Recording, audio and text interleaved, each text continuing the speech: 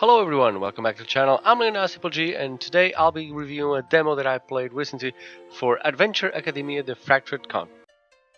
Now the game itself has a very good aesthetic look of it, has a very Sojo vibe to it, and it is a turn-based, well not a turn-based, but it is a strategic RPG.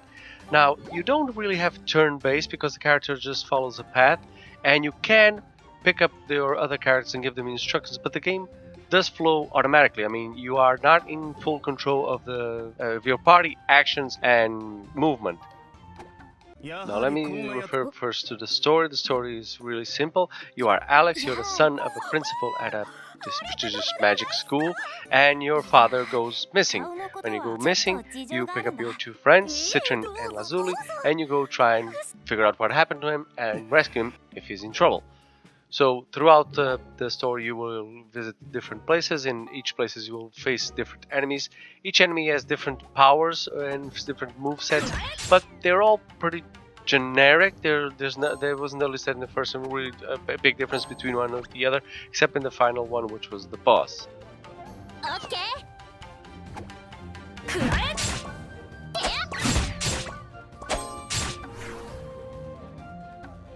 Now, as you go on this adventure, you have the Summoning Scepter, and with it you can summon students from the school, the magic school, to fight for you. There's different ones for each class. There's different classes. There's male and female for each class. Some of them are healers, some of them are attackers, some of them are dwarfs and look like animals, some of them look like cats. So there's a really good variety here, especially for the younger audience. For each character that you recruit, you can switch them to the party or not. You can go buy new equipment from Citron, which is one of the characters that is actually traveling with you, and you can update their gear in Lazuli. Now, as upgrading the gear is one of those things that you can upgrade, but then you probably find better ones, so you have to realize which you should upgrade or not. But it's an interesting. It's a generic and a typical RPG style of equipping and changing gear and changing members of party.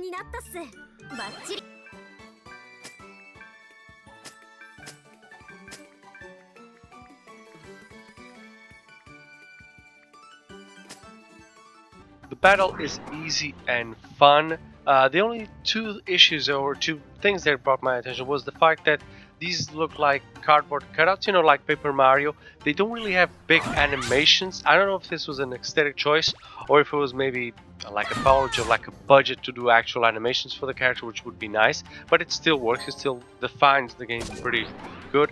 And I didn't figure out how to rotate the camera in the, I don't know, the X-axis, I think I could call it that, because you always see the action from one side, which is kind of complicated because then sometimes your characters are behind the enemies or behind the boss, in the final boss being pretty big, and you can't see them, so you can grab them and put them in the position that you want. So that proved to be a little bit complicated.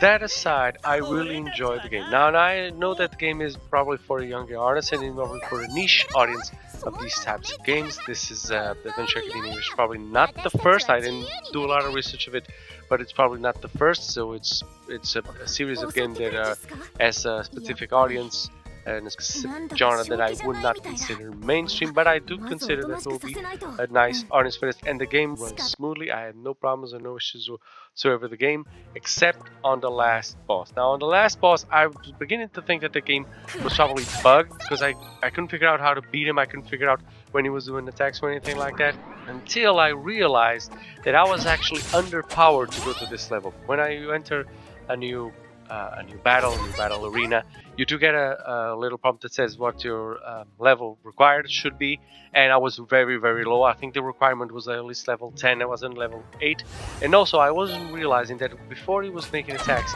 he was actually in the ground. It was showing where the attack was going, but because the ground was all colored in red and the signal of the attack was also in red, it was very, very hard to see.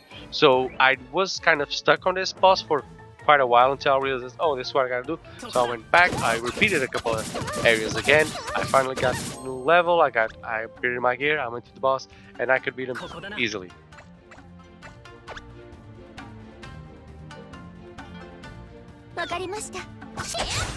Also, one of the things that intrigued me was how I could use magic. Now, I knew I could grab and I could position the characters as I wanted, but I didn't realize how I could use magic. And I was trying to find the tutorial for it, but I couldn't really find it in the game because it showed just a prompted and it went away. To use magic, you need to have a certain level of your rank. So as you start each battle in each arena, you start at rank 0, then you have to pull it up. And then, once you're at proper rank, you can either continue to rank up or you can use your magic. And once I realized exactly how that worked, and until up until the boss, I really didn't have any need for it, but on the boss, I really had to. So once I realized how that happened, the game flowed a lot better, and I had really enjoyed the battle in it.